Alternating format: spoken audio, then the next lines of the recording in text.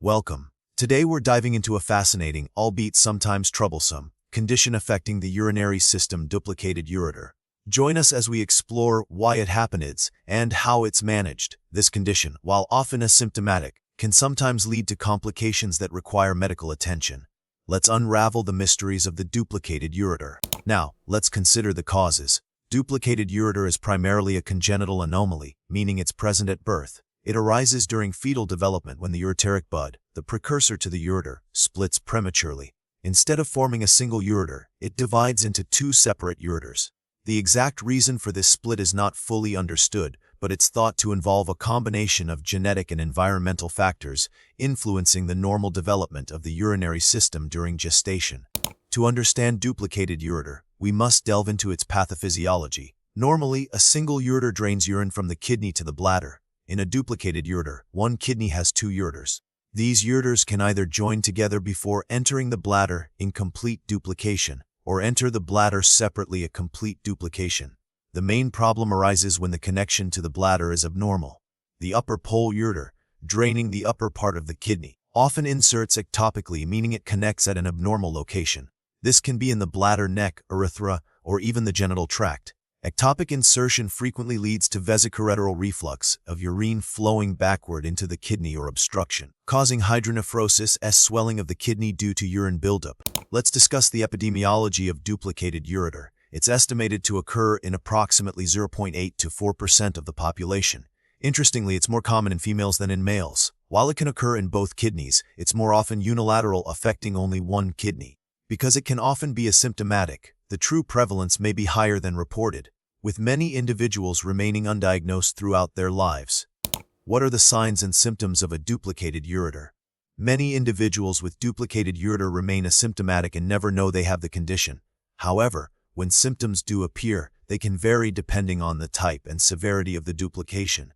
Common symptoms include recurrent urinary tract infections (UTIs), incontinence, especially in girls when the upper pole ureter drains ectopically beyond the urethral sphincter, flank pain, and abdominal pain. In severe cases, hydronephrosis can lead to kidney damage and impaired renal function. How is duplicated ureter diagnosed? Diagnosis typically involves a combination of imaging studies.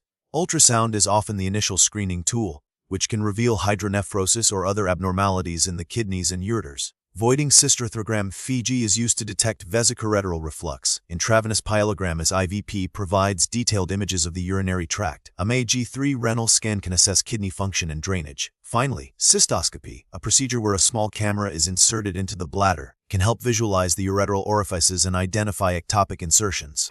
Duplicated ureters can be classified into two main types: incomplete and complete. In incomplete duplication, the two ureters draining the kidney fuse before entering the bladder, forming a single ureteral opening into the bladder. In complete duplication, each ureter drains separately into the bladder, resulting in two distinct ureteral openings. With incomplete duplication, the Weigert-Meyer rule often applies, stating that the ureter draining the upper pole of the kidney inserts ectopically and medially is lower and closer to the midline, while the ureter draining the lower pole inserts in its normal position but is more prone to reflux.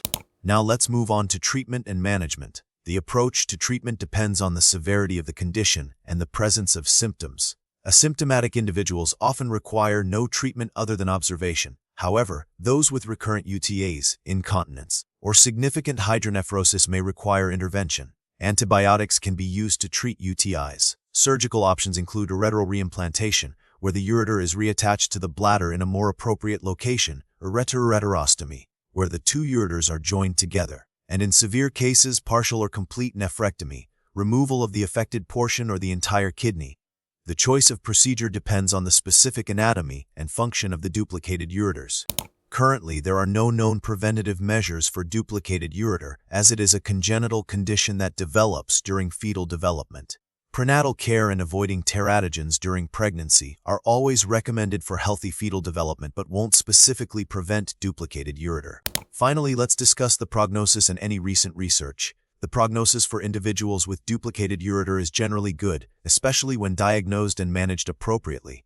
Early intervention can prevent long-term complications such as kidney damage and chronic UTIs. Research continues to focus on understanding the genetic and developmental factors that contribute to duplicated ureter.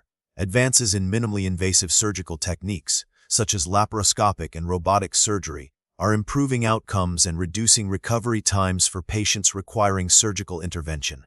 Continued research into the optimal management strategies will further enhance the quality of life for individuals with this condition.